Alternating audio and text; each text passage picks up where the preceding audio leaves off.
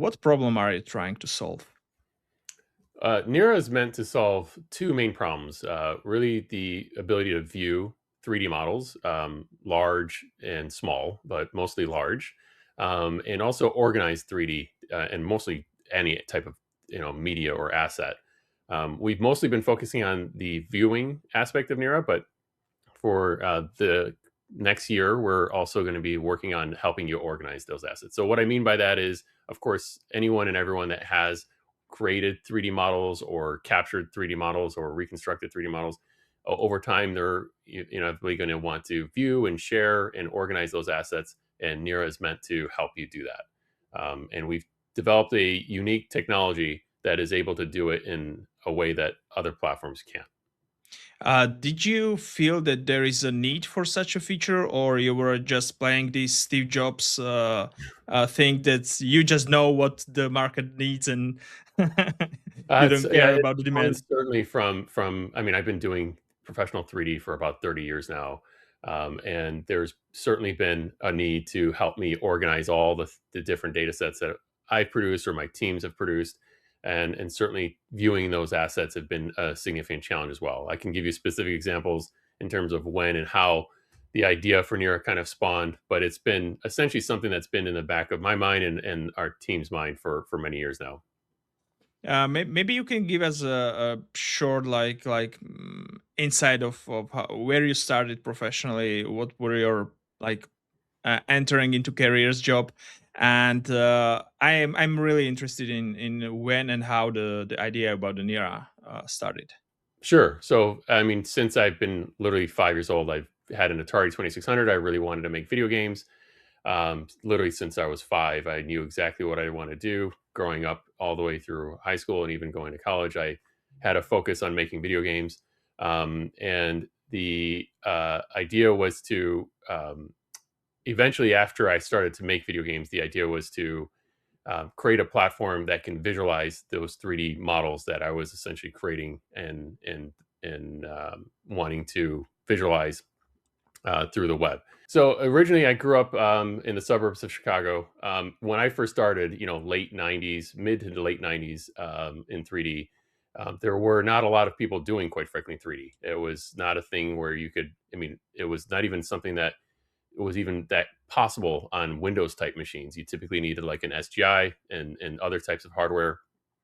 So around the mid 90s, there was a new application called 3ds Max, or at the time it was called 3D Studio Max.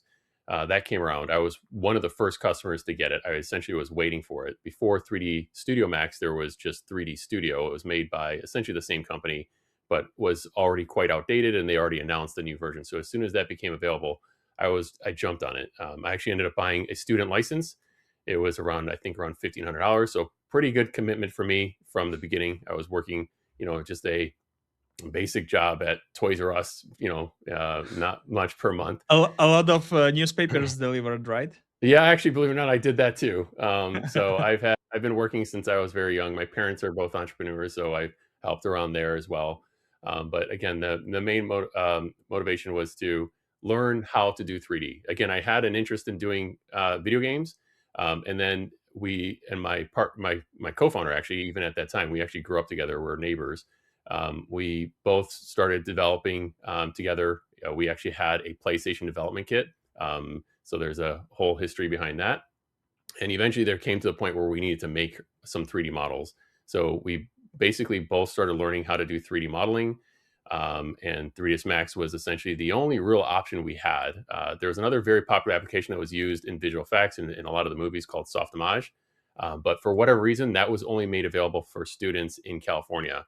And it was also quite expensive too. I think that was around $13,000 for a professional license. So they did have student licenses, but again, you had to live or go to school in California. So that basically was an option. So Mm. luckily, 3D Studio Max was an option.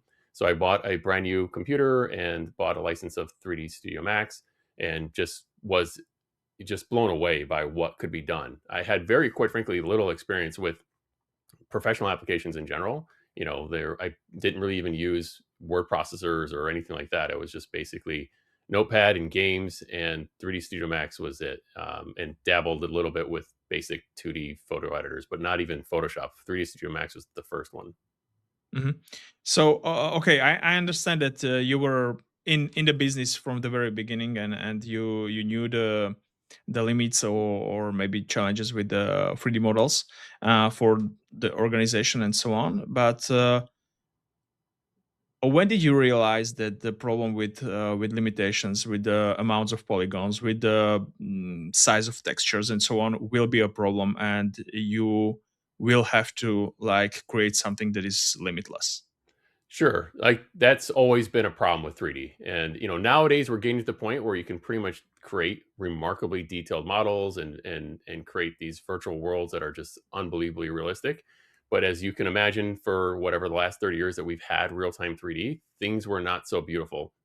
So the idea of having or improving 3D graphics has just been a problem that more or less everyone in computer graphics has been trying to solve, whether it's real time or not. So there was a specific point in my professional career where the challenge of viewing 3D models was not only important, but also or viewing large 3D models was important, but also making it available through the web was also a challenge.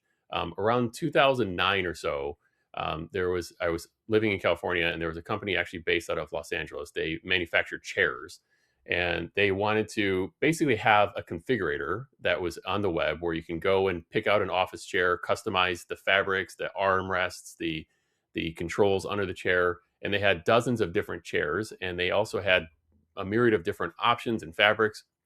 And when they first approached us, they asked, "Okay, we know you do 3D. Can you pre-render all the different configurations of our chairs?"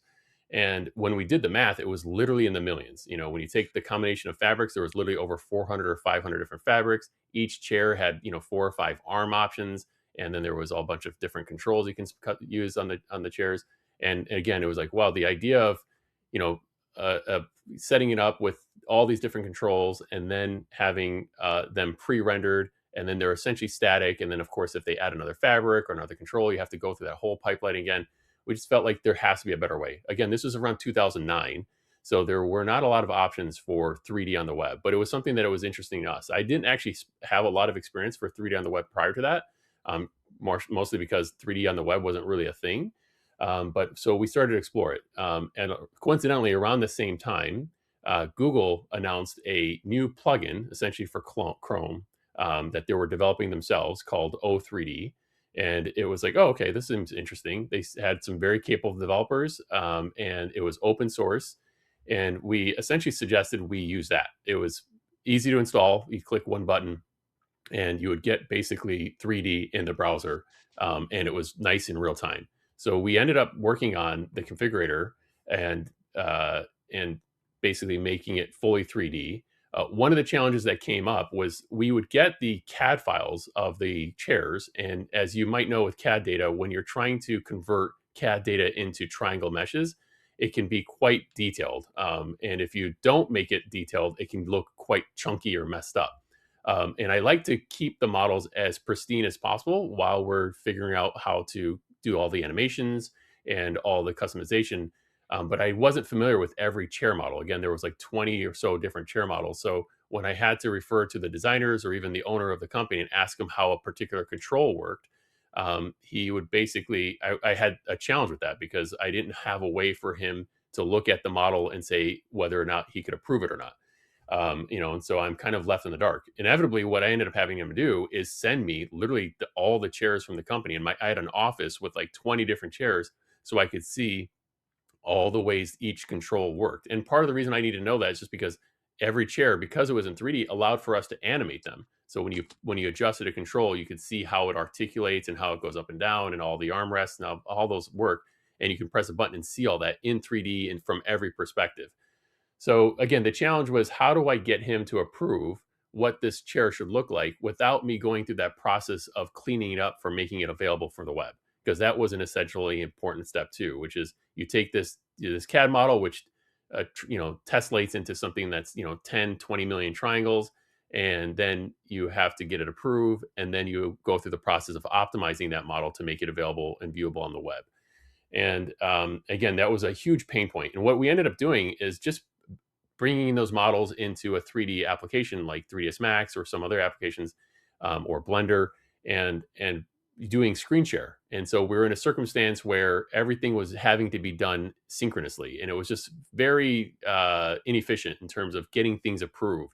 So I'd have to schedule. It's like, hey, do you have a time today to look over these chairs that we've updated? And then he's like, yeah, that's not looking right. That's looking incorrect. So there was two main pain points there. One was approving 3D models, and two, just being able to do 3D on the web. Along that journey, we discovered that 3D on the web through O3D, which is the plugin, was a nightmare. The technology was quite sound, but as Google typically does, they deprecated the technology and essentially abandoned it. And we were naive enough to think that we could just take over the project because it was open source, but that's not really practical. Even though something's open source, maintaining it and making it available as an option for all the different browsers was just impractical. And we soon discovered that. And luckily, Google adopted WebGL, so we essentially migrated the chair designer into WebGL. And along the way, we experimented with other things like Unity and stuff like that too. But even WebGL became an absolute nightmare. It worked on some devices, and then they would take it to a trade show, and someone else would try to get access to it. And of course, with WebGL, you have literally, just like with the chairs, you have millions of different options. With WebGL, because everything's rendering on the computer itself or on the device itself, you inevitably run into issues where just things don't work. So then the idea came, well, we need to have a way to visualize large 3D models in the web without leveraging or making use of WebGL. And for those that don't know what WebGL is, it is now a standard that's built into every web browser, that allows for you to essentially develop 3D applications or 3D viewers or whatever you want to do in 3D without needing a plugin like we typically would have needed with OGL. So it's awesome. WebGL is great. It serves a great purpose, but it still has a significant problem, which is it still sometimes is incompatible with certain devices and also can be a little bit buggy. And finally, the devices itself need to be powerful enough to Um, manage large data. Maybe before you jump into that secret sauce that you came up with, maybe it's the right time to showcase something and just tell our viewers what Nira actually does. We described it pretty well, but I think the visuals are always important.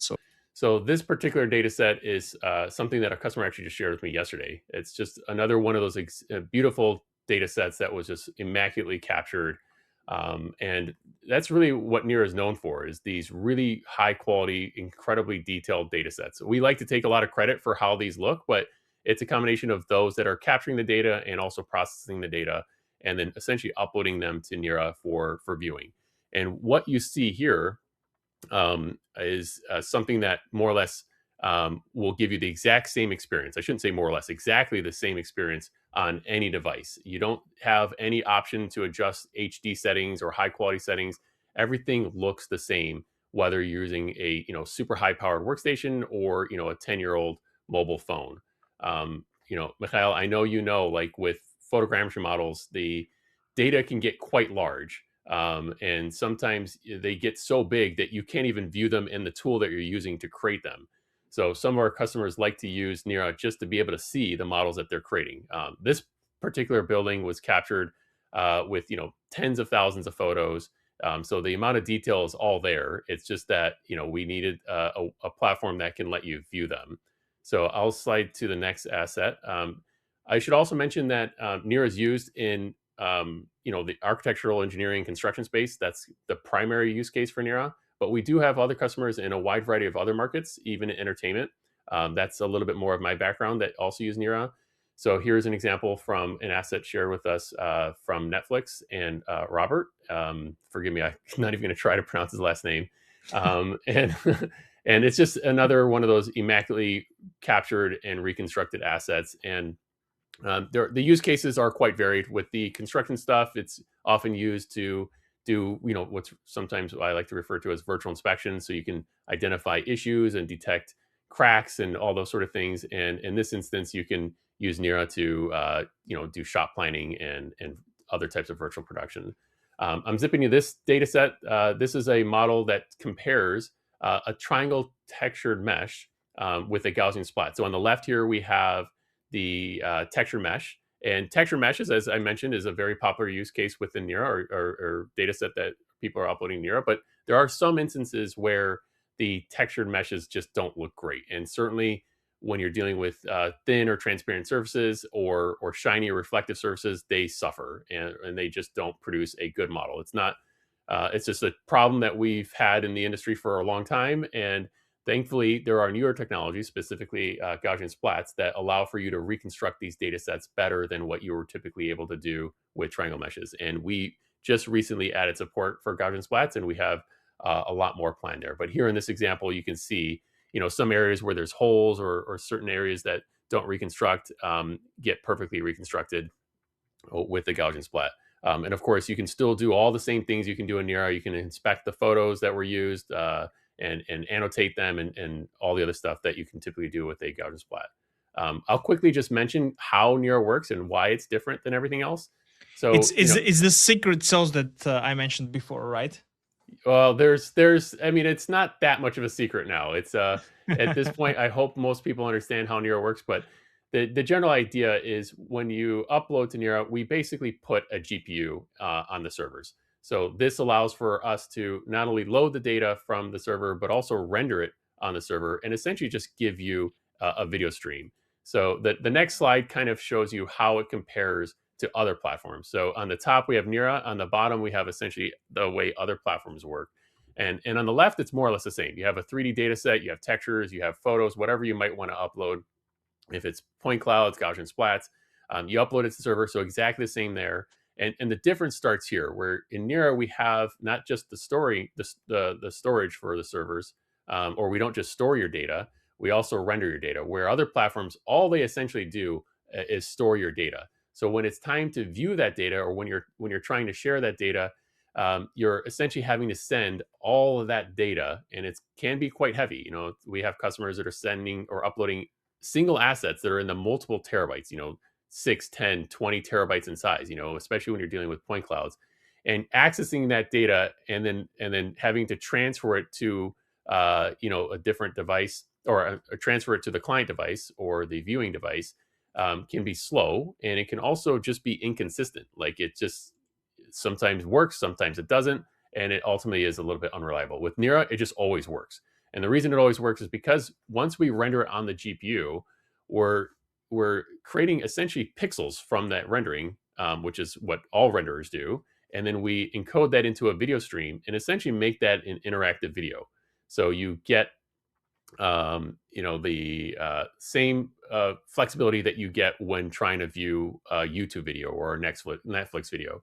So it basically makes it compatible with essentially every device. Mhm. So if we are speaking about no limits for Nira, it we are really speaking about limits on the server side, right? Because the video doesn't care how big data you are rendering on the server side, right? Yeah, but like I said, the way we have obviously infinite amount of storage. We have, we're using cloud-based storage, so we don't have to really think about storage at all. And even with the other platforms, they don't really have to think about storage either. The challenge is really when it's time to view that data.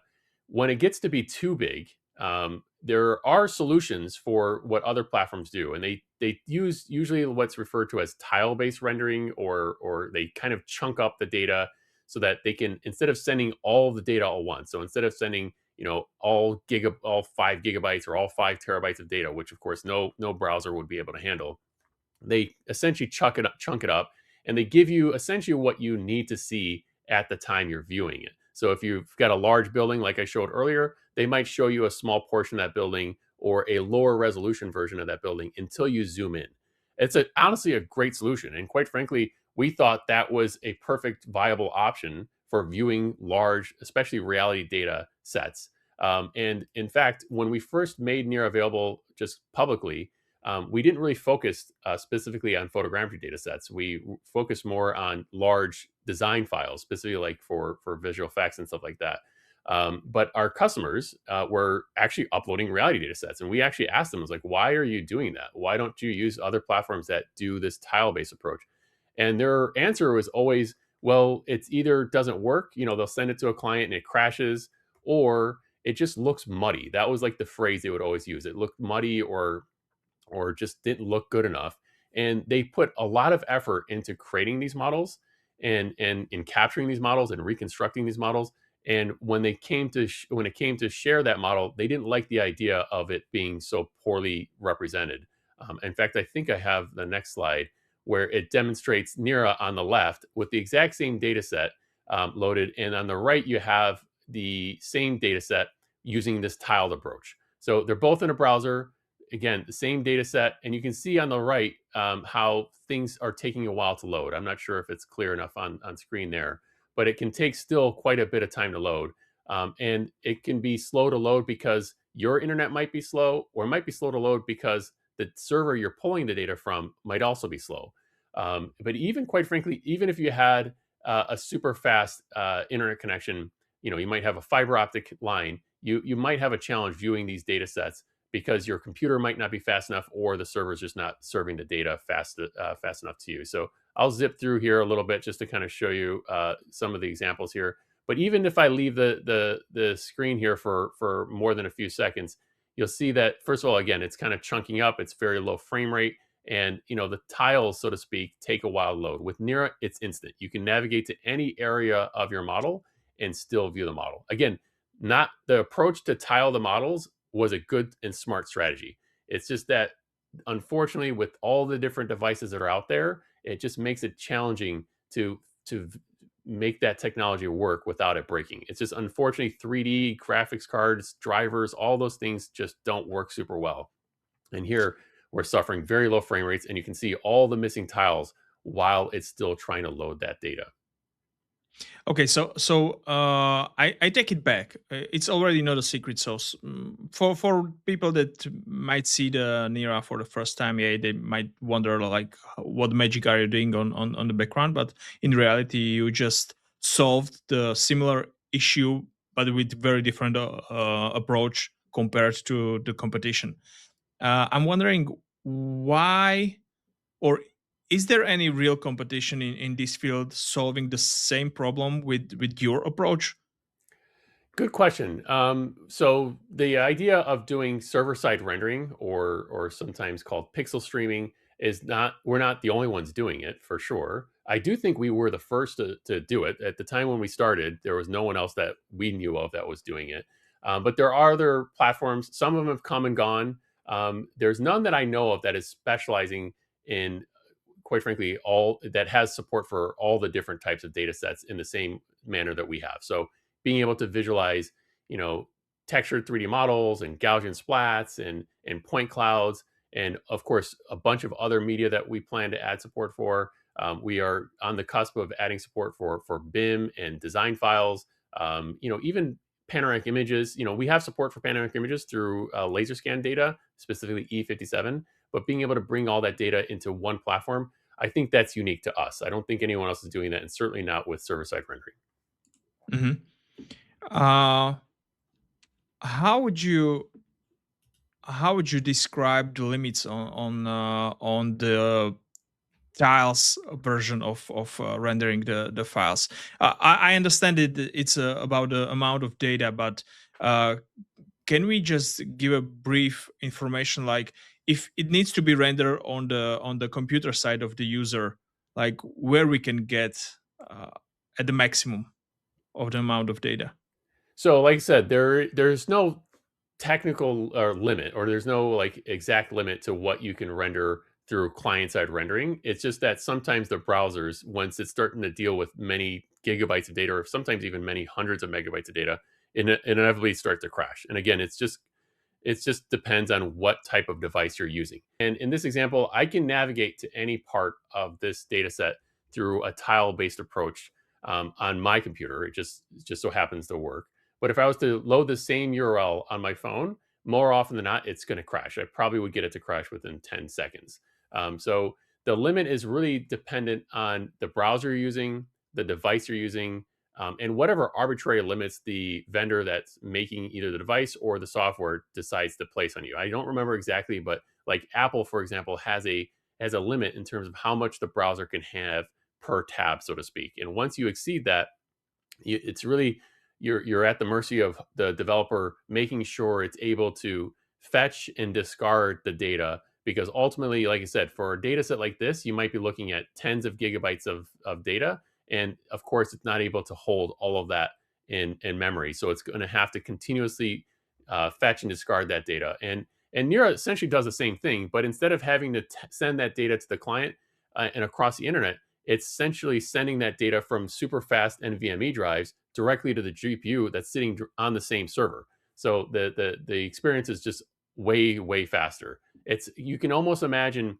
having a 5090. In fact, we use better GPUs than the top of the line 5090 that you can get. We use the RTX 6000 GPUs, and we pair that up with a NVMe, the fastest NVMe drives you can get in the cloud. And it's essentially like imagining you're having a 5090 or RTX 6000 everywhere you go with a super high speed internet connection connected to your device at all times. That's kind of the way Nira works, or how it feels when you're using it. Mhm. When you mentioned that, like you don't really know why the competition stopped doing this, or just ended the production, I think I might have the idea, because I always speak about Nira, and especially about the beginnings of Nira with the high appreciation, because I really think you did very bold but really great move from the very beginning, where you allowed users to just use Nira for free, just upload the data, just explore the Nira, just share the great idea behind it. And I think it went for a few years, maybe, right? Yes. When did you realize that, oh shit, we need to start making money? Let's stop doing this for free. Yeah, I mean, obviously, the motivation for making it available initially for free was to just get as much feedback as possible. As I mentioned, Nira pivoted initially, where we focused on visual effects and in the entertainment space. And again, we did make some good traction there, but our customers were telling us a different story. And we still, as I mentioned, and as I've demonstrated, we have use cases and value for a lot of different markets, but the customers were uploading data with photogrammetry data sets.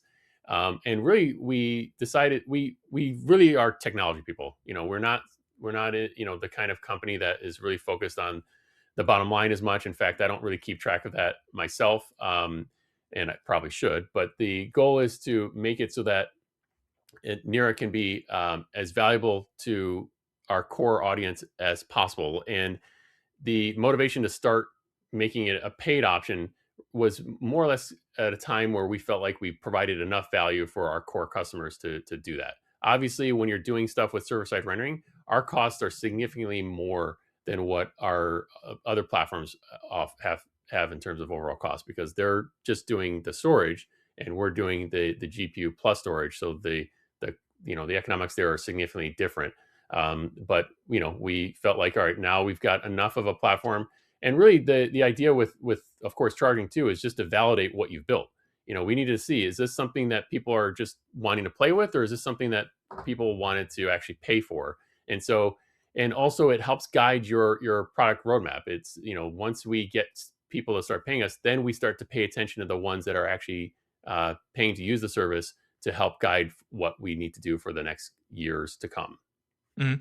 I must admit that every time I'm consulting some company doing any version of SaaS and sharing of the data and anything else, they usually come up with this pricing plan where you can start with I don't know, like 2 gigabytes of data for this price. Then you can update it to, or upgrade it to several more, and so on. And I'm still like, guys, I'm in the field and I have zero idea how much of the data and what can I actually do in the first tier or the second tier or the third tier.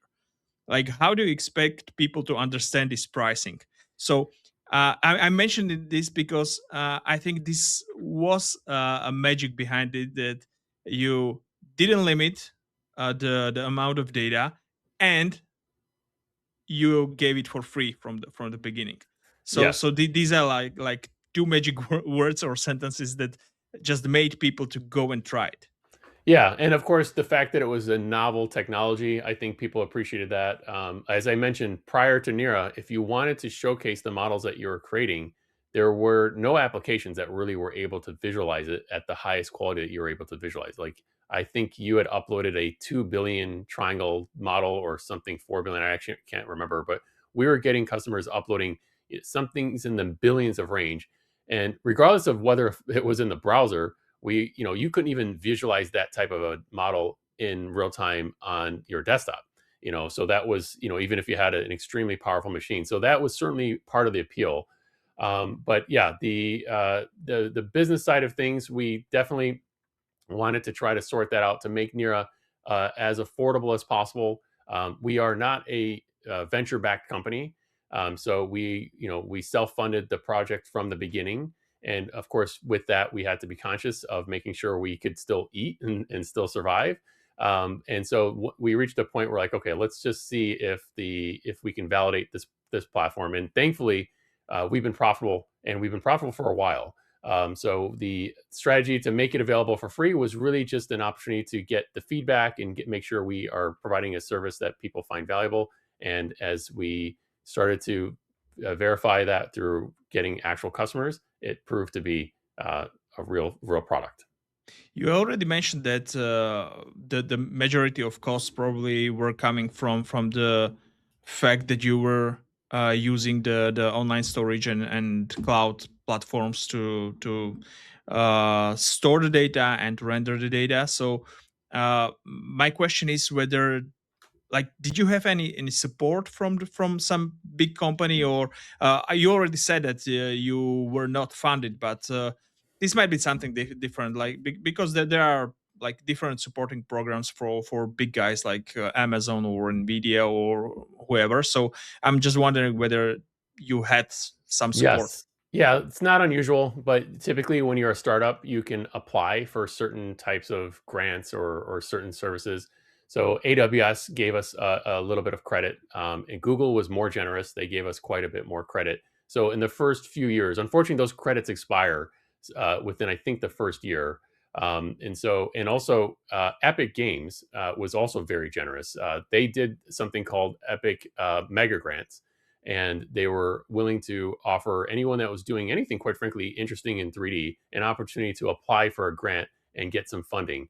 It was a kind of a shot in the dark, but Epic is one of those companies where we really respect and appreciate what they do, and we applied for the grant, and they gave us a decent amount of funding very early on. Honestly, it was quite a big deal for us.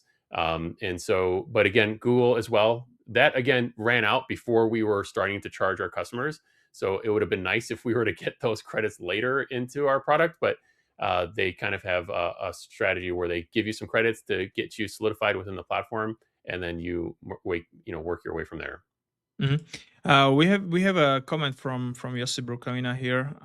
It's quite longer, so I will just sum it up because I had him here on a podcast session, and I saw several showcases being rendered in Nira. So he is an active user, and he's just saying that almost all of his projects this year will be delivered in Nira to their clients. But he's pointing out one interesting thing, and that's responsibility with the data security. How are you going to face this? Sure. So that's something I haven't mentioned yet, but it's something that is inherent with Near as well. Again, with other platforms, you are uploading the data to their servers, and when it comes time to viewing the data is essentially being sent back to the client. It's not the same data sets or whatever, but essentially the triangles, the textures, or the points, or whatever the case might be with the data, it's still having to be transmitted back to the client to view it. Once that's done, it's trivial to scrape or steal that data and keep it permanently on your computer. You can either pull it out of the browser cache, or you can pull it straight from the GPU. There are tools out there that are essentially used for debugging GPUs, or not debugging GPUs, but debugging graphics type applications. And those same tools allow for you to essentially extract data directly out of the GPU. So Any I remember years ago. I remember how we were stealing data from Sketchfab. There were several tools that yes. were able to just scrape the 3D Yeah, model from it. that's an unfortunate byproduct of using WebGL or client-side rendering. Like it's whether it's through a browser or through a game, you can pull those models directly out of the GPU, and no matter what they do, that's an impossible problem to solve. So that was an important aspect of Nira as well. So because I was working in visual effects, security was like the absolute most important thing. I worked at studios that had literally no internet. They're referred to as air gap studios. You couldn't even bring your phone in there. And they are super strict about what can be captured or extracted from their network. You're not accessing the internet in any capacity. And so we knew going in that security, especially in the earlier phases of Nira, was paramount. So by doing server-side rendering, the data always stays on the servers, and the data is never transmitted to the client. So there's no way to extract the data. Obviously, we're in the world of photogrammetry, so someone could conceivably take a bunch of screenshots and try to reconstruct the model. Or there's two problems with that. One, you're not getting the original data, so if you're trying to reconstruct a model from a photogrammetry model, good luck. That's probably going to look like crap. Second, if we really wanted to, we can make that impossible too. Like we could perturb the rendering just slightly enough where visually it would be imperceptible, but essentially would break a arrow triangulation or a structure from motion engine so that it can't reconstruct that model. We haven't gone that Mhm, far just mhm. because it's just one of those things, but it's a fairly trivial thing for us to do. And if anyone is doing anything that wants to preserve their models from being able to be extracted through photogrammetry, that's something we can consider. Doing a photogrammetry from photogrammetry was my specialty Oh three yeah, four I years remember. ago with the Google Earth. I remember. But that's quite different because with the Google Earth Studio, you were actually able to render image by image. So I just Yes. set the path. I basically replicated how I would do the photogrammetry on the object or portion of the city, and then it would render high quality images. So I can Yes. just reprocess the photogrammetry, and it was almost one to one Yeah. That's in terms of quality. But here in Nira, you are not able to render image by Yeah, image, right? you'd have to do it manually. However, having said that, we are adding a camera path tool, so maybe at that point we should consider doing the thing that I mentioned, which is to make it impossible to extract those images into something that can be reconstructed. It's something that we can certainly consider, and again, it's pretty trivial. Again, since we're rendering things on our server, we can control exactly what pixels are being sent to the client. Mhm. I would really love to jump to some of the use cases and your client's data and so on. But before that, I would like to point out to people that we are still a pre-free dice phase, and tickets are still available in a early bird version. So if you are coming to Prague this May to our free dice conference, you are very welcome. Make sure to grab your tickets in early bird price. Last year was a blast. Arash was there. He can confirm. Great, great, well done. First year, and it was spectacular. I love the format. I was impressed, very impressed, and I'm looking forward to this year as well. And Prague is a It's great city. It's unfortunate to have it in the same city twice in the year, but if there was going to be a city it was going to be in, Prague is definitely not a bad one to choose. so I'm just glad you will be back there. I hope you will bring to the stage some new things and even better showcases than last year. Even though the last year was amazing. Thank you. We got a lot cooking, so I'll be happy to do it and be honored if you allow us to be on stage again. Is there going to be any bigger upgrade by the May, or for the Yeah, Gaussian splatting is the biggest one? no, no, we have some pretty impressive stuff still coming. As I mentioned, we're still trying to add support for other types of data sets. So soon, Nira will be the most powerful BIM and design viewer. So if you're doing stuff with IFC or STEP files, you'll be able to upload those. We actually are also adding support for tiled models too. So I know I spoke about the drawbacks of using tiled approaches, but if you pair tiled models with a server-side rendering, there are some benefits to that as well. And of course, with the different types of photogrammetry models, some of them actually produce higher quality data sets through the tiled approach because it's just a little bit more efficient for reconstruction. So we're adding support for that too. So for those that are comfortable with creating tiled models, you'll finally be able to use Nira to have support for that too. Perfect, guys. See you in Prague. I'm very very much looking forward to it and to see all of the great presenters. We are trying to bring all the rock stars of the industry. Especially this year, we are focusing more on a free Gaussian splatting because we can see that all the big guys are jumping on the train. So it's not a hype anymore, and there are too many biases connected to free Gaussian splatting, but it's definitely changing the industry. So we are focusing on it also on our 3 days conference in Prague. So you guys are welcome. Yeah. Let's continue with Nira. One more plug. If anyone comes to the conference and wants a Nira hat, I'm more than happy to provide them. I've got a few different colors. You can just message me ahead of time and I'll make sure to pick the color you want. But you have to promise me you'll wear it. I usually wear a hat. So this is rare where I don't, but I figured since you're not, I won't. Perfect. Just tell me which video would you like to start with and share? I'll just summarize just the main things about Nira versus client-side renderings. Again, you get the highest quality all the time. There's no quality settings. It's just a very consistent experience. Typically, with other platforms, you have to, you might start with a low quality, and then when you're sharing that model and you assume that the client might have a beefier machine, you can give them instructions to choose a high one. Again, Nira, there's none of that. Nira is accessible on any device. As I mentioned, it can sometimes crash on other ones. There is no GPU required with Nira for the client devices. I know in this day and age, pretty much every device has a GPU, but you'd be surprised there are still some that don't. So, specifically, I use them myself. They're called zero clients, and they're sometimes connected to servers. And essentially, they're just kind of like dumb little boxes that you sometimes see like on the desk of like someone working at a bank or something like that. And with Nira, you can view those same data sets and models perfectly, where they literally don't work at all with other with other platforms. And of course, those same machines, those same zero clients are very popular within municipalities and stuff like that too. They're just very easy to manage. They're pretty much there's no storage in them. They're just literally little, almost like Apple or Google. What are those Google little devices that you connect to the Uh, TV? when you are mentioning administration and the machines where they don't have a GPU, just one question popped up to my head. We can see a lot of restrictions in big corporates with what they can see, what they cannot see, which program they can install. Do you have an experience or a feedback from users that, I don't know, like any of the big corporations, like you wouldn't be able to view the Nira app or the Nira assets on their machines for any reason? I mean, certainly there are still some networks that are so tightly secure that they have to get approval through opening up their firewall or anything like that. But we've gone through great lengths to make sure that Nira can get through more or less any network. So we have set up like a turn server and everything else that's necessary to get through any network, so that there are no challenges there. But there will always be certain, we of course have the military and other types of uh,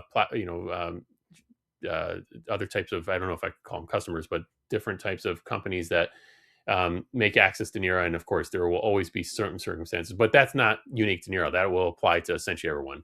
And that's just the way some people manage their networks. But for the most part, it works. There have been, I should mention, there are some that would like to use Nira. I do say it works on every device, which is technically true. But we don't have support for VR or AR. We did develop something. We developed a prototype for AR, and we are considering adding support for VR, but it's not something that is a priority of ours right now. So if you wanted to use Nira in full VR, that is not something that we support just yet. It is something we're thinking about, but just because there is an added bit of latency, we try to mitigate that as much as possible, but there's a tiny bit of latency there that makes it a little bit less conducive towards working in VR. But we have some ideas for that. One of the ideas we have, and it kind of goes against the Nira message, but is to actually develop a native application for all the different types of VR devices, and then do something where we actually do stream the data, which essentially means you kind of lose out on some of the security and other benefits to Nira, but at least you get to make use of it in the device that you prefer to use. Now, I did say technically it still works in VR because you can open always a browser in a VR platform, and I've done that. I've literally used VR on an Apple Vision Pro and in the Meta devices, and it just basically gives you a big full screen, and actually still feels kind of great, and it works well. It's just not, of course, the full 3D immersive VR experience. Same but different. Yeah, same but different. Obviously, VR is very cool. I've had several VR devices, but I just never get around to using them. And it's been something that our customers have asked for, but not enough where we want to make that investment just yet. That might come later this year. Okay, okay, perfect. You can continue with the with your slide Sure. and possibly the video. Sure. So there is one other video here, and that demonstrates another feature we added fairly recently, which is the ability to compare data sets. So that's not super unusual. A lot of other platforms allow you to compare, but very few of them allow you to compare full 3D data sets. So they might let you compare like an orthomosaic or 2D photos or something like that. With Nira now, you can compare. So in this instance, we have a model that was captured in 2023 and it was captured again in 2025. And now with the compare tool, you can adjust the slider and see what changes have been made. And as I mentioned, the data can be large, and the requirements to view two models is essentially the same as it is to view one model. So now, when other platforms allow you to view 3D models, the reason why they don't let you do 3D comparison is just because it puts an extra burden on your computer, and it almost guarantees that things are going to be slower to load and more likely to not work and or crash. So again, with Nira, now we're essentially just sending two, 5 megabit per second video streams or so, and you're now able to view two extremely large data sets. Again, we're essentially leveraging our servers, so you might be rendering from two different servers and using two different GPUs all at the same time. And you might even have your GPU doing something else. So you might have your GPU rendering or processing a photogrammetry data set and still be able to view, a 500 million triangle model or a massive Gaussian splat, and have that running perfectly fine, just because your resources on your computer are barely being touched. Your CPU is not being used. Your GPU essentially is not being used, and your network traffic is very minimal. I can see on those models very minimum but still like misalignments. So my question here Yes. is whether those models need to be in the same coordinate system, or can you just simply align them manually? How does it work? Good question. So currently, it's you would want to use, not only RTK but probably even GCPs to get them. I should say RTK is probably good enough, but this particular capture, because it was kind of under the bridge, I think most of the RTK didn't work as well. This one we did adjust manually a little bit, but that was done in another application, basically creating essentially like fake GCPs and stuff like that. And once you have aligned it once, you can extract the coordinates from Nira and essentially use those as fake GCPs in your subsequent capture. So you can find a few points that essentially didn't change from year to year or from whatever capture time period you used, and then apply that for your subsequent reconstruction, and then it should align perfectly. We Okay, do but still done outside of the Nira. Yeah, you could do that outside in. Now we will add support. It's something we've been thinking about recently, is adding support for doing that inside of Nira. And the goal there is for two reasons. One, to help you with this type of scenario. You might have used GCPs with one capture and maybe not with another, or for whatever reason things didn't align perfectly. And so in Nira, you'll be able to essentially set the coordinates for an asset, and you can do that for comparison or without comparison. Maybe you needed to change the coordinate system inside of Nira. You can essentially reset the coordinates so that or not reset the coordinates, but apply a coordinate system for a model that may have not even been geo-referenced. Again, there are certain circumstances where a model can't be properly geo-referenced. You still produced a really great high quality model, but you might need to adjust its size or its position, orientation. And again, in Nira, you can basically take whatever the coordinates you know of, whether you captured those after you've done the reconstruction, and then apply those in Nira with real geodesic coordinates, and then it'll apply that and make those and make that model now perfectly georeferenced. And one other Is benefit to that, go ahead. is there native support for something like a timeline feature where you could actually store like 10 different versions of the same data set? Like I don't know, like if I scan this bridge every month, I want to have 12 different versions, and Yes. I want to choose which I want to compare. Yes, in fact, that's already supported in Nira now. In this example, we just had two. It's really hard to do a comparison example when you've just added a feature. We're just like, how many data sets do we have from years ago? So we didn't have a good, rich history of data sets that we can go back to, but we did have this one. And if anyone has any cool data sets. Actually, Josip, who was asking the question earlier, was generous enough to share some with me, but I haven't had the time to look through those. Um, the um, the idea is that you can compare.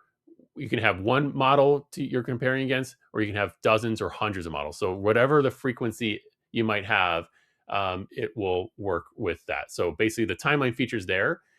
It just basically creates a drop down of all the different assets that you want to assign to be a part of that location, so to speak. And then you'll be able to pick and compare and then change, what should be on side A, what should be on side B, and then, swap those in and out.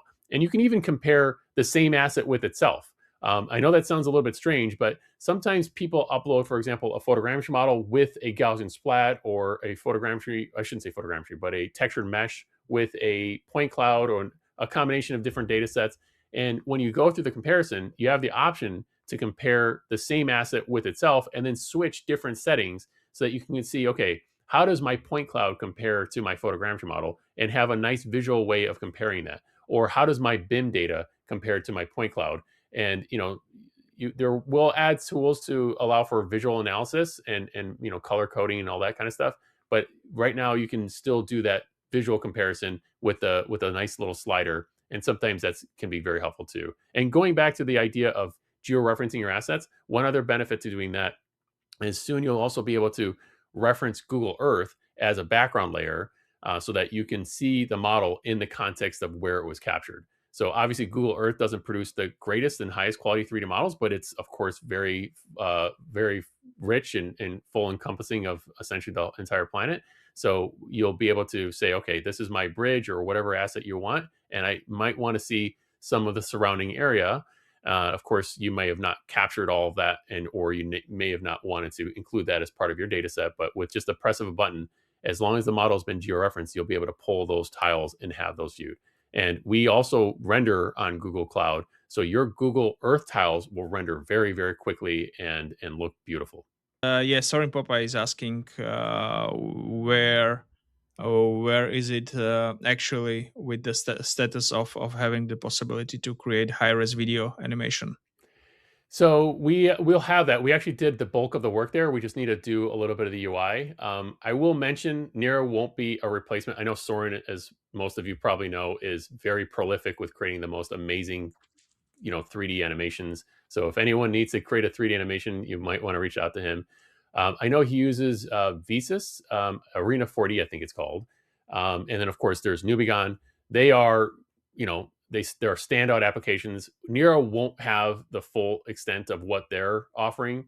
But if you're trying to do a nice turntable animation or a fly through, where you can specify waypoints, and create something very quickly, Nero will have support for that. And that'll probably come early Q2 of this year. So maybe in about 2 or 3 months, maybe less, but it's definitely on, most of the work is already done with that too. A lot of these things kind of get held up where we need a little bit of the design decisions to kind of ironed out, but that's definitely coming. But for him, may not be a good use case, especially since he's already familiar with Arena 4D. But I'm, maybe I could be wrong.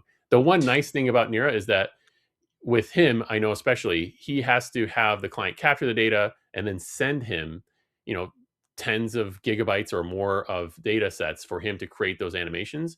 With Nira, once they upload it to Nira, they could send it to him or anyone else that might be good with creating these animations, which is a skill. Like, I've seen his work; he does remarkable work, and being able to create nice, high quality animations is going to be a lot easier. Again, but still not to the full extent as to what Nubigon or Arena But 40 but supports. I agree here that there's no need to create a competition for either Nubigon or Visas. They're both doing amazing job, and this is not your focus, right? To No, be doing animations, but still doing at least the basic video path. It's a good feature because uh, even though you can like share online biggest data, there are still use cases where you just don't want to share the link, you just want to send out the video. yep. And if you already have the data set on an era, it's way easier to just render a basic path there compared to needing another solution and doing another Yeah, it renders. certainly will be easy, that's for sure. And it'll be Mhm. also very high quality too. So with Nira, when you get the video stream delivered to your client, it does go through a compression system to make sure the video files aren't super large. But since we're rendering on the server, we can compress it or create those videos at super high quality. So what you'll get once you click the render, so to speak, button from Nira will be incredibly high quality. And we can also, if when we're rendering tile based models or anything like that, we can make sure you get every bit of detail first before we click the render button. So there's some benefits to doing it where you can get ultra high quality. A lot of our customers just set up a screen recorder, like OBS or whatever else, and just capture their screen. We've done it.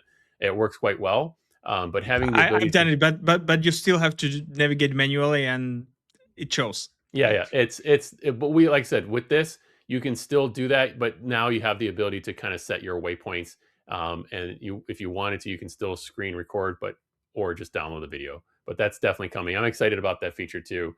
And I'm assuming that once people are able to do that, they'll start sharing more models. I like the ability to navigate some models, but sometimes I'm on my phone or I'm on a device and I just want to see it in a video. Another nice benefit to this is that you could utilize that video as part of like maybe your thumbnail inside of Nira. So when you go to navigate an asset in Nira, instead of just seeing a static photo, you might be able to I see a video and I have scrub I through it. have a great tip for you, Arash. Just when you will be rendering the video, just add the option to add the QR code for the actual Oh, that's a preview great of the idea. model. I'll have to write that So down. after the click, people can just render the video already with the QR code, and the user can choose whether they want to watch the video or try the model live. I like that. Good idea. We Yeah. might we might have to bring it on the Uh, team. Please do share something from your clients. We want to see big as data. Let's do the telescope one. So this one was a capture exclusively through drone photos, created a Gaussian splat and a textured mesh. We're looking at the Gaussian splat now, but you can just see the intricate detail, really, really well constructed. I just saw this yesterday. This was captured by Gian, I hope I'm pronouncing his name right, from CoStar. And honestly, really cool to even get access to an asset like this or a site like this. Yeah, and he basically flew the drone all around it. And again, this is a testament to not just Nira, but mostly to the photogrammetry tools and what they're able to produce. So here we just switch to the mesh. Sometimes you might need or want to get access to the mesh. Gaussian splats are great, but sometimes they can be a little bit deceiving when doing measurements and stuff like that. Here you can see the Gaussian splats in what we refer to as a mat cap mode, which is very helpful, especially when doing measurements, so you can see where the splats are. The reason I say they're deceiving is just because Gaussian splats, the reason why they're so beautiful is just because they're able to provide a certain level of transparency or what's referred to as the Gaussian aspect of the splat. And it makes it so that you can, have things that look semi-transparent. But unfortunately, those splats are not always predictable in terms of their shape. And so when you click on a splat to make a measurement, it might be a very different shape than what you're seeing, as essentially because there is some transparency to that you can't really see. The splats might be way larger than what you anticipate. So having the mesh can give you a little bit more confidence in where you're clicking or where you should make that measurement. And of course, if you don't have the mesh, you can just switch to the matcap mode and make sure you're clicking on where you think you might be clicking. Of course, you can also just navigate around the model and see where the endpoints are on your measurement. But this is an asset that has, that's georeferenced. So, you can create your Gaussian splats inside a wide variety of different platforms now. They're all getting much better by the day. I know more and more platforms are adding support for Gaussian splats, so it's nice to see that. I still feel like we're in the very, very, very early stages of Gaussian splats, and I feel like a lot can still happen. And we're keeping up with all of it. This is our first implementation as well. As it is, I can double check. Let me see if I have this one. Let me just see how big this one is. This asset was 51.4 million splats. So quite large. We've quite frankly taken a pretty brute force approach towards rendering this. We don't create LOD tiles or anything like that for our splats just yet. But that is something we are considering doing, just because they start to get sometimes a little bit too big. And doing a brute force, even with an RTX 6000, can be a little bit too much. We have splats that are in the several hundred splat range, 700 million splat range, and they get to be quite large. Actually, there's another asset that was also captured by Gian at CoStar. That was the next file that I've uploaded. If you want to switch that, Yeah. that one I actually don't remember, but I think that was around 80 million splats. This is probably Gian's house. He has a nice ranch. I actually don't know. I'm just joking. But this is a pretty large landscape, and you can see the amount of detail and size. And again, this is with a splat. And actually, I should maybe switch to my screen in a second and show you another cool model that. While you are going to prepare another video, I would Mhm. like to share, because you mentioned that from the geometry you cannot always expect the 3D Gaussian to represent the geometry. This white thing is a concrete beam, Sure. and you would expect some like edge or something, some surfaces there, but all of those circles are basically splats, and you can see that they are going through each other, they are going through the like perceived geometry. So in reality, with the Gaussian splatting, there is like a zero geometry. Yeah. The feeling that you have from the edge or from the surface, it's just coming from the density of these splats being like placed on each other. Yeah, it's a remarkable technology. It's amazing how or what they've been able to do. But again, with photogrammetry data sets, they what I forget what photogrammetry refers to, but it's I guess photos plus measurements or something along those lines. And with Gaussian splats, the measurements are less accurate or predictable. At least it's they are it's now. not it's not here to replace photogrammetry. Like Yes, 3D Gaussian splatting has very different purpose, and right. while photogrammetry is focused on surfaces and geometry per se, 3D Gaussian splatting is focused on a visual representation. And with that being said, it does not really care about the geometry. It cares about the visual perception of the objects. Yeah, and that's got its use case. I have a few examples I can show. Let me share Yeah. my screen. So this is another asset that was shared by one of our customers just yesterday. Man, I always forget the name of their company. Let me just give them a shout out. So Hover World Productions, they're based out of Chicago. They're awesome. So this was a Gaussian splat. What I'm sure you know of very well, Mikhail, is that sometimes with 3D models, creating a nice exterior is pretty easy. You can also see, by the way, that Gaussian Splat did a really nice job with the wires and stuff like that here. But the interiors are sometimes very challenging. And you can see with this data set, I can jump right from the exterior straight into the interior, and it's a perfectly seamless capture. And I can navigate to any part of this. I haven't really mentioned this on this call yet, but another big thing that we're working on is just improving the UX in Nira. So obviously, I can navigate around here. I've used Nira for many years now, so I'm very familiar with the controls. But we want Nira to be as intuitive as possible, so that anyone that is maybe not super familiar with Nira can just jump in. Something like what Matterport's able to do. You can send a Matterport link to anyone, and they're pretty much able to navigate the 3D model, even though it's really not navigating, or they're not necessarily trying to navigate a 3D model. The panoramic workflow works very well. And we have an option here in Nira where you can kind of just click on the ground and just navigate from one option to another. Um, but we want to extend that so that, of course, you can walk around, you'll collide with the walls and all that kind of stuff too. So that's definitely going to be a big focus of ours as well. So the main thing with Nira is just go ahead. Yeah, you really got me with that transition from the outside into inside, because I can just imagine there must have been a lot of cleaning process Yeah, on the Gaussian spotting. I can ask Matus over at Hover World Productions produced this model, If and he's for any reason watching this, I would like him to answer this, like okay, whether he he's had to do some cleaning process there, or yeah, he would be able to answer this. He's a night owl, so I presume he stayed up late. We often talk really late, and he's a couple hours ahead of me, and I'm always surprised that he's awake at 2 in the morning sometimes. But I should have probably asked him what he needed to do. 3D people are crazy. They are working their Yeah, asses off all yeah. the time. So yeah, I actually didn't even explore all of this data set, but he also enabled the option to enable the clipping volume. So you can obviously get like a dollhouse view like this, and you can clip through it and see all the different This is floors. really cool. That's Yeah. really cool. But again, this is still, I think, a little bit too sophisticated or too complicated for others. Actually, I have a 3D model of my house, or my parents' house, I should say. Will you be able to add some, for example, like these bubbles for 360 panoramas or some additional info there? Yes, that's the goal. So right now, if you have a scanner that is able to capture like those 360 panoramas, you can include that in here.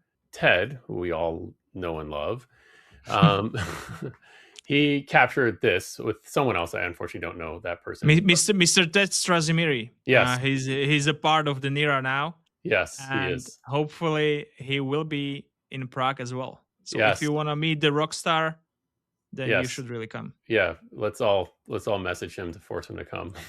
um, so yeah, this is a data No, set that he kept. so sorry, Arash.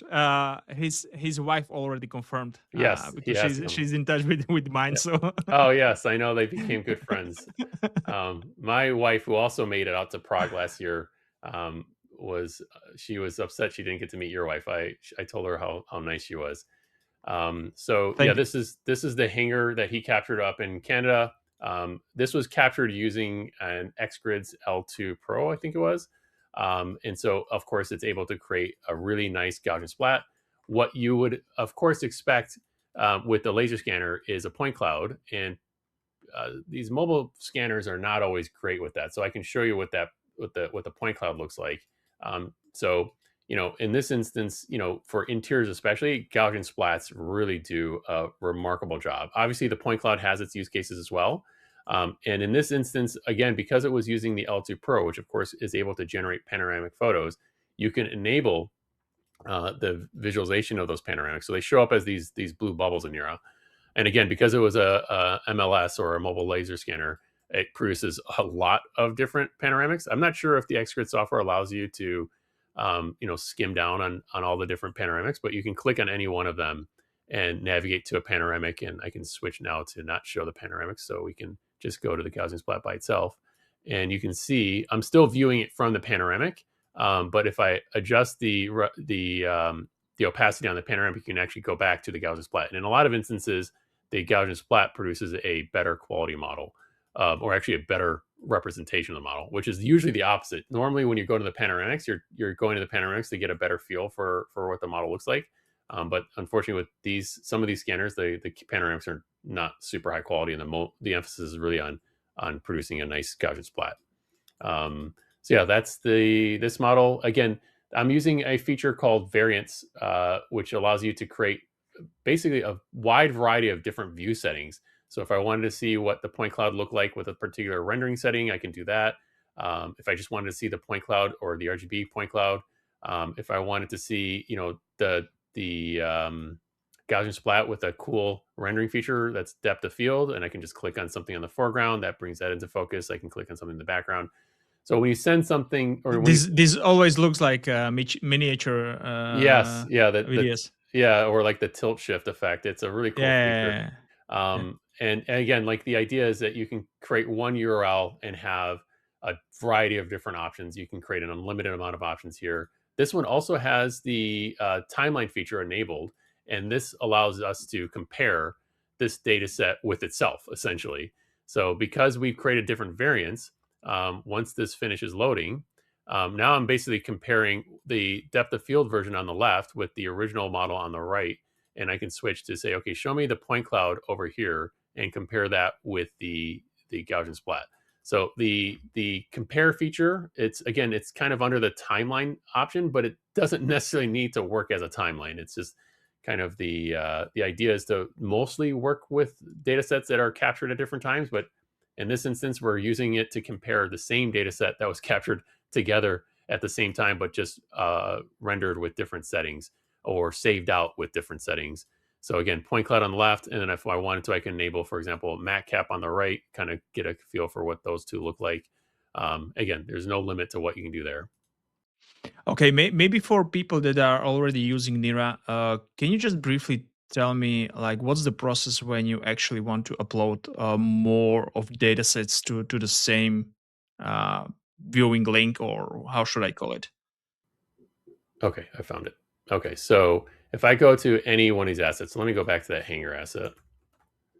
Um, Now, this is what our preview page looks like now. It's quite antiquated and ugly. So we are improving that. And if we just have a version 2 that you can apply to the end of it, this is probably going to go live in the next couple of days. So it's probably not even worth looking at this little hack to get it to work like this. But this is what it'll eventually look like, most likely, like I said, within the next day or two. And the idea is when you have an asset here, eventually there will be a new tab here called Files, where you'll be able to browse all your files, download any individual file or full data sets or whatever. But right now, there's this option here called Add Files, and you can just add files to an existing data set. So that's the option there. And then if you're wanting to do that, Okay, but they will need to be like uploaded in a bulk, right? yes, that's the majority of our customers. What they do is they just upload everything. They put everything in one folder or a combination of different folders, and you just literally just take a folder, drag and drop it right into the browser. You could technically click this new button, and it brings up this dialog and it gives you a little bit of instructions. But you basically just dump everything in there, all your photos, all your textures, all your Gaussian splats, everything in there, and it'll essentially create a unique asset. So sort of like this.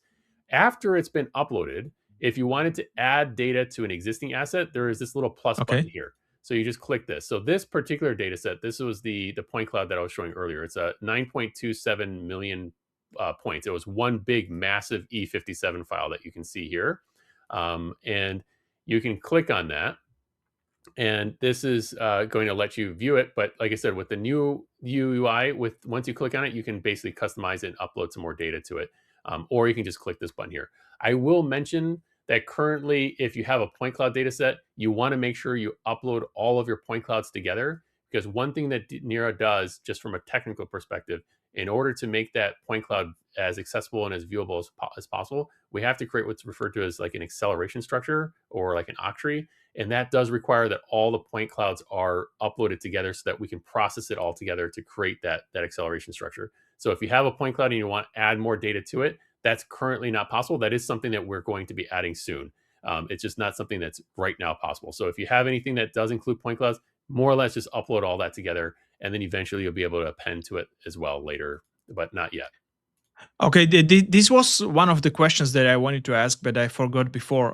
But since you're mentioning the optimization on the point clouds, do you do some optimization on the background also to 3D meshes or other datasets? Yes, we do it, but we do it in a way that's not like lossy, so to speak. So we try to make sure that whatever data sets that you're uploading is going to preserve what you need to preserve. So when you upload data sets in Nira, like 3D, this gets a little bit technical, but 3D has a lot of data. So if you consider just a basic 3D mesh, okay, so this data set was a Gaussian splat mixed in with a mesh. So you can upload a mesh with a Gaussian splat. And in this example, we have the Gaussian splat, which it can navigate to and see from any angle and see all the beauty of that. And then, of course, you can mix it in. And in this instance, this is what's typically referred to as like a PBR mesh or a physically based rendering type mesh, which is basically just a fancy way of saying just kind of looks more photorealistic. So when I zoom in, you can see the bumpiness on the surface of the stainless steel on this car and all that. And it has a nice little bloom effect, and metal kind of looks like metal. It kind of gives you a nice photorealistic look to it. So in order to get a model to look like this, essentially you need to bring in all of that data. So when you upload a model to Nira, you're actually asked a question.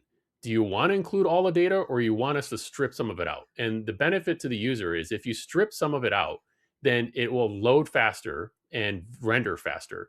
So in this instance, when I uploaded this model, I said, no, keep everything the way it is. So with a physically based rendering model, you want to more or less preserve everything. And so what that means is, give me let me just hide the Gaussian splat so we can just focus on the mesh for a second.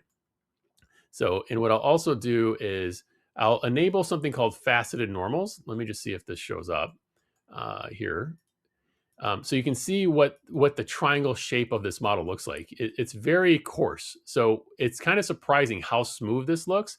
But this is a trick, so to speak, in computer graphics to make something look a little bit smoother than it does. And if I enable the wireframe on this model, you can see it's not a ton of triangles, especially with these curved shapes here. And if I go back to showing faceted normals, this is what the model would look like if I had stripped out the normals. So in Nira, when you're uploading a photogrammetry model, you don't necessarily need normals because you're not lighting the model. The lighting is already kind of baked in, so to speak. When you're creating a photogrammetry model, you're capturing the model from the real world, and the real world has ambient light and direct sunlight and every other light that you might be using to capture that model. And you want to essentially use that lighting, which is again baked into the model, and not use virtual lighting, which is what Nira also supports. So in Nira, you can choose and pick from a wide variety of different lights, which is essentially using images as a background. So if I wanted to use this, I'm going to expand this a little bit so we can see the model changing. So I can switch to maybe a look like this and get a very different appearance. And it's applying it to this model because, again, we preserved all the necessary information to do that. Now, for photogrammetry models, now this is a fairly lightweight model. This is 1.4 or 1.5 million triangles or so. Photogrammetry models get into the tens of millions, hundreds of millions, billions of triangles. So preserving that data for a photogrammetry model is not a good idea. So when it comes time to uploading something, this is unfortunately a little bit of a technical thing our customers have to learn, which is they have to ask themselves, what am I uploading? We try to make that process as easy as possible, but the general idea is, hey, do I want to upload the model at full resolution, include all the features that I have here, but suffer by slower rendering and longer load times? Or do I want this to be as optimized as possible? There is really no need to use or to preserve all the data with the photogrammetry model. But if you're uploading something that is mostly created in design applications or applications like Blender or Fusion or a wide variety of different CAD applications, then it's better to use the PBR option. So I hope that answers your question, but that's the general idea. How does the lightning option work on a free Gaussian splatting scene? Good questions. Currently, I don't think it works at all. So let's just bring that Gaussian splat back. So it should just ignore it. So like if I switch my lighting from one to the next, we don't really support lighting for Gaussian splats. It's definitely something we can consider doing later. But again, I would suspect that the majority of our customers that are using Gaussian splats are using it to replicate what they've actually captured, not trying to provide some kind of a style to it or anything like that. Where with PBR models, our customers are in fact trying to change the appearance of it. Like right now I can go over here, go back to edit mode, right click on this, and then adjust, for example, the bump amount. There's a lot of options you can do, and again, this kind of goes back to the legacy of Nira, which is you might want to make something look a particular way and have that flexibility in Nira to make those changes and change kind of the visual appearance of stuff. So here I can adjust, for example, like the emission amount and kind of give it a very ridiculous look. We have few minutes left, so Sure. I have a few questions. What was the biggest failure with the Nira so far? Oh, biggest failure. Man, I think really we have not been good at marketing. So that's probably our biggest drawback. We are so laser focused on just the product itself that we just don't put a lot of effort on marketing. And I'm always surprised when I went to 3Dice. I would say the vast majority of people that I met had never heard of Nira. This is many years into the product. So we have a balance of trying to keep updating the application and working on the application, which is what we really love. I'm not a big proponent of posting on LinkedIn and stuff like that. I sort of force myself to do it. And every time I do, I kind of cringe to do it too. I don't know what it is, but it's just not something I'm really comfortable doing. But that's probably the thing that we have all identified as being our biggest drawback. We have a huge advantage in terms of our technology. I'm very confident in the team we have. We have an awesome team. We kind of all treat each other like family. But it's really the challenge is that. And there's probably other things that our customers would tell us, but I can't think of anything offhand. Thankfully, knock on wood, we've had a platform that's been really quite reliable, and we haven't had any major hiccups. Quite frankly, sometimes I look back and I'm like, I can't even believe we did this, especially with the size of the team we had initially. We've certainly grown a lot, especially in the last year. But the amount of people we had initially to make a platform like this was kind of ridiculous. What's the size of your team right now? Right now we're at around 10, but just even a couple of years ago we were like 4. So we've grown quite a bit in the last couple of years. And again, that's partially because we're a self-funded company. So we we make use of the funds we get from our customers to support the product. But it is a slower growth. The benefit to this is that we are going to be around essentially forever. We're not interested in being acquired. We want to keep going and stay independent. We love talking to our customers. I love seeing what our customers are doing. And I, quite frankly, love having meetings with our customers. It's not something I am able to do as much these days. Everybody is saying I'm not looking to be acquired until somebody comes and says the number, right? Yeah, well, that's always the case too. We have had some pretty lucrative offers, and we have turned them down. Probably, in retrospect, not the best idea because those companies that were offering were giving us stuff like a ton of stock, and those stocks have exploded. But we're glad. We honestly love what we do, and even if we did sell the company, I still would want to be a part of this project and product forever. Like it's definitely a passion of ours. It's definitely something that we are eager to continue to work on. Okay, but hypothetically, where do you see, or what type of company would you see as a potential buyer in terms of how does it feel? How does your solution fit into their pipeline? What they actually do right now? That's a good question. Honestly, we've talked a lot about reality data sets, and of course, anyone in that space is probably a good suitor. But we also have a lot of ambition to take Nira in a variety of other markets as well. As I mentioned, we have a lot of a bit of footprint in the entertainment space. I'd like to revisit that. Like our focus is really on reality data now, but there is the idea to expand Nira to support more or less every market. So, is there a company out there that kind of spawns all the different markets? Yes. I actually used to work at Autodesk. They acquired some of our technology in the past, but it's again not something we're really thinking about. I know we have discussed this before, and you said that like it's not really on the roadmap yet. But I asked you several times about some implementations or integration into gaming engines, like I don't know Unity or Unreal Engine or possibly the Omniverse. So is it on a roadmap yet We or? we've been wanting to. Initially, that was something we, believe it or not, already did. We had some support specifically in Unity way back in 2018 or 2019, and we did some integrations with other applications as well. And the idea was to do things in that space. If we were to do anything, it'd probably be with Unreal first, and then we can consider Omniverse and some of the other options as well. Right now, I just don't see that demand from our customers, but it's something we can consider doing. Like I said, the data with Nira is served or is hosted on our servers. So really integrating with other platforms means that essentially we would be streaming the data into those applications.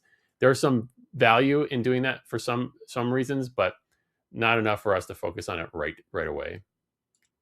Arash, it was amazing. Oh, thank you. This is awesome. What can I say? Like from the very first moment I saw the Nira, and since I was in contact with you, since I first met you in person, like I'm amazed what you guys are doing. It's a really great product. You are a really great person. It's really nice to speak to you. Thank So you. thank you for Same coming. for you. And I appreciate being kind of like the face of Nira. And I apologize for those who have to look at my face all throughout this. But it's we have a great team. They don't get as much exposure, of course, but I'm so grateful for all the stuff that they do. And we wouldn't be anywhere near where we are without everyone on the team. Thank you very much. Thank you.